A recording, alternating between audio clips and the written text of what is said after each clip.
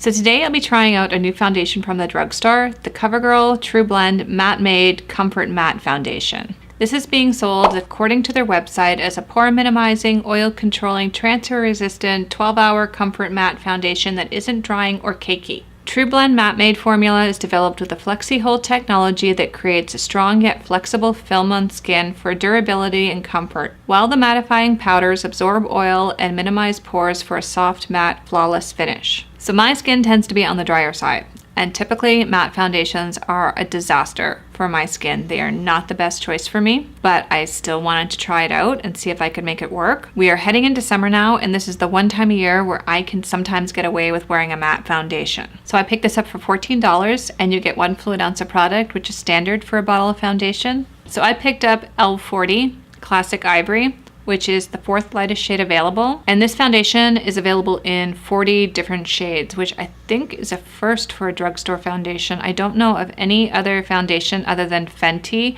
that has that many shades available. I think I chose my closest shade match. It was a little bit difficult under those drugstore fluorescent lights, but L30 just looked way too yellow, and same with L50. L40 just looked more on the neutral side to me. So if you're enjoying this video while you're watching it, don't forget to give it a thumbs up. If you're new here, consider subscribing and hitting the bell so you don't miss anything. If you want to know my thoughts on the Covergirl Matte Made Foundation and how it applies and wears throughout the day, don't go anywhere, just keep watching. So my skin tends to be on the drier side, so if I'm looking a little overly glowy this morning, there's a reason why. I made sure to prep my skin really well, and I cleansed with the CeraVe Hydrating Micellar Water. So this has glycerin listed as the second ingredient. Glycerin is one of those ingredients which is kind of a must-have for dry skin because it helps hold extra moisture against the skin, preventing it from dehydrating. And then I went in and moisturized with the Garnier Skin Active Clearly Brighter Even Tone Daily Moisturizer with SPF 30. All these products that I use will be listed down below in the description box. I know my skin looks overly greasy and oily right now, but to give a matte foundation the best chance of working out for me, I really need to make sure my skin is well hydrated, because this is supposed to be an oil controlling foundation, and I don't really have a lot of natural oils in my skin. Ooh, that is a serious glow. Don't really know if this was the right choice for me, but it is too late to back out of it now. So I'm gonna start in on this side of my face and use my Real Technique sponge, and on the, that was close. And on the other side of my face, I'm gonna go in with my full coverage foundation brush number 703 from IT Cosmetics. So let's shake this up. Doesn't sound very liquidy.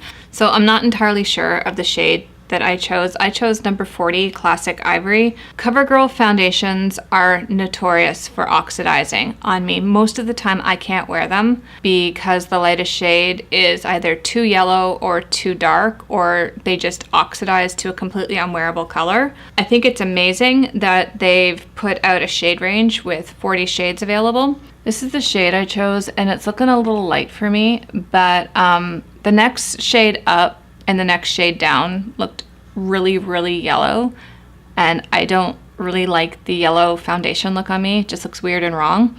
It's looking a little light, but see, from the neck down, I'm quite fair.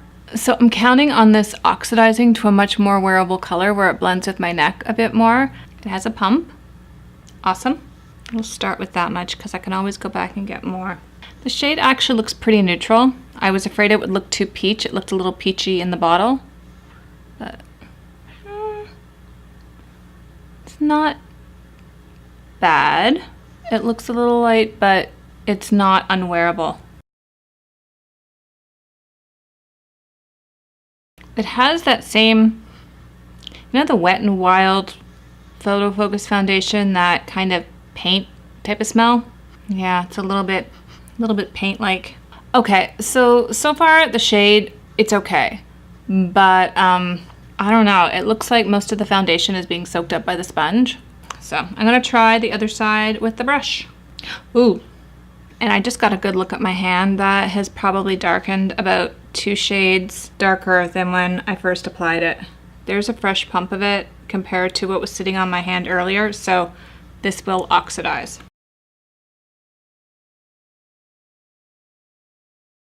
So overly prepping my skin was definitely the right move because this foundation does suck up a lot of the oil on your skin. I don't want a full heavy face of makeup today, but I want enough to survive because it is going to be hot outside and I don't want it to melt off my face. So I'm just gonna lightly touch this area up that's a little bit shiny and I have a little bit of hyperpigmentation poking through.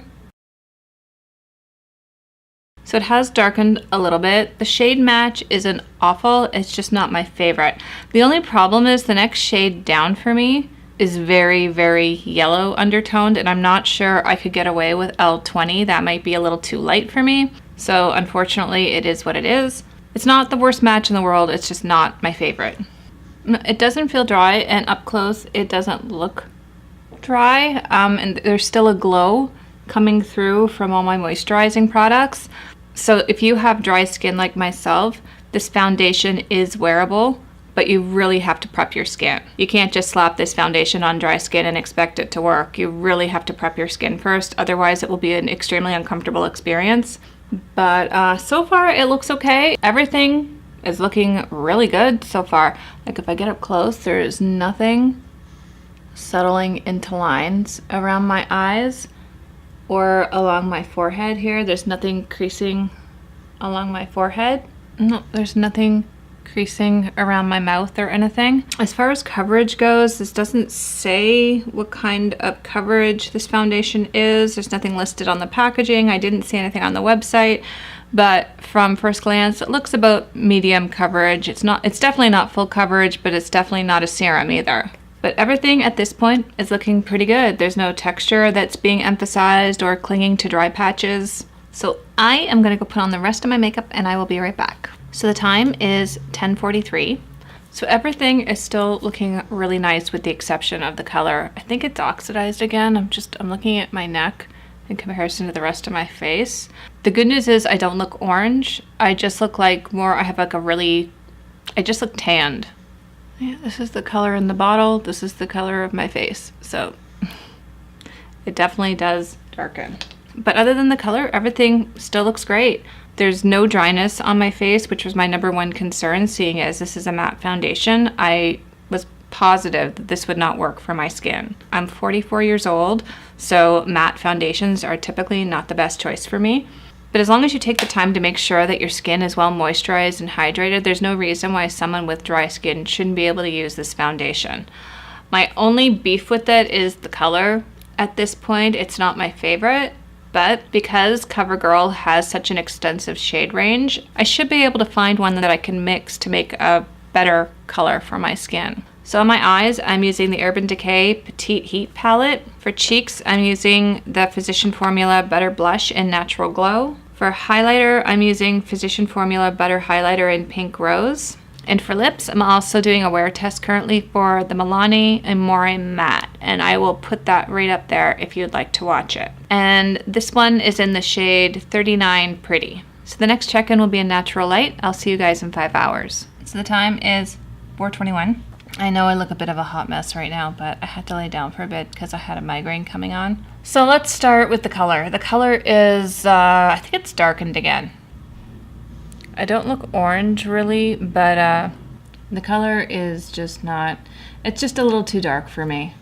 The good news is that's the only thing I really don't like about it. I love the finish of this one, which is a little shocking because me and matte foundations usually don't get along very well. The only area that's looking maybe a little bit off is my nose is looking a little shiny. Still looks really good. I have this like one random line that's that goes across my forehead, and it's almost completely blurred out. Around my eyes, there's like absolutely no creasing or settling into fine lines. There's no dry patches in the areas where I sometimes are prone to dry patches, and it feels really comfortable on my skin. At one point, I had almost completely forgotten that I was wearing foundation at all. So this is a pleasant surprise for me so far. Normally matte foundations are a complete no-go. No bueno. I don't know why I all of a sudden started speaking Spanish. I am not bilingual. Alrighty, so I'm gonna go back to lying down and try and get rid of the rest of this migraine. I'll see you guys at the end of the night. So the time is 8:37. So let's get a good look at this. I can't see one thing wrong with it other than the color, which we've already established is too dark. I can't figure this foundation out. It is a matte oil reducing foundation, and yet it works for me. I don't know why. It seems to be working. The only thing that I don't like about this one is the color, which is easily corrected. There are 3 shades that are lighter than the one that I chose. Other than the color, I mean, everything looks great. The finish, my skin looks absolutely flawless. Like there's no texture at all showing anywhere on my face. There's no dry patches around my chin. My forehead, which is sometimes prone to dryness, looks perfect. There's absolutely nothing wrong with this one. I'll just zoom you guys in a little bit so you can take a peek at the overall look. Forehead is still looking good. Like normally this line, if my skin is dehydrated, this line is just like prominent and standing right out like a magnifying glass is on it, and it's hardly noticeable. My skin just looks so smooth around my chin. I'm so not used to that. Normally it's just dry patch city all along here. I definitely think the key to making this one work for dry skin is to make sure your skin is well hydrated beforehand. I mean, you guys saw what I looked like before I applied it this morning. My skin looked like an oil slick, and I think that's the only reason why this foundation was able to work for me. Otherwise, we might be having a bit of a different skin reaction right now. So I like this one, which is weird for me to say. I never thought I would like a matte foundation, especially in my 40s. So I hope you enjoyed this video. If you did, be sure to give it a thumbs up. Don't forget to hit that subscribe button before you leave. Thank you so much for watching, and I will see you next time. Bye!